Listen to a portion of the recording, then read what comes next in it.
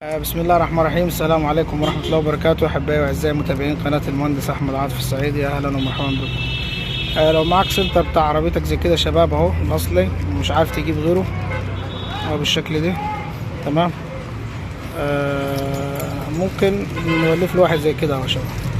تابع معايا الخطوات وشوف شكله النهائي بعد التركيب هيكون عامل زي سنتر لوك أي عربية يا شباب. اركب لأي عربية. ده اسمه بيستم، بيركب لجميع السيارات وسعره مش غالي جدا، في حدود من 100 ل 150 كده، وعملي جدا. تابع معايا ازاي هنشغله.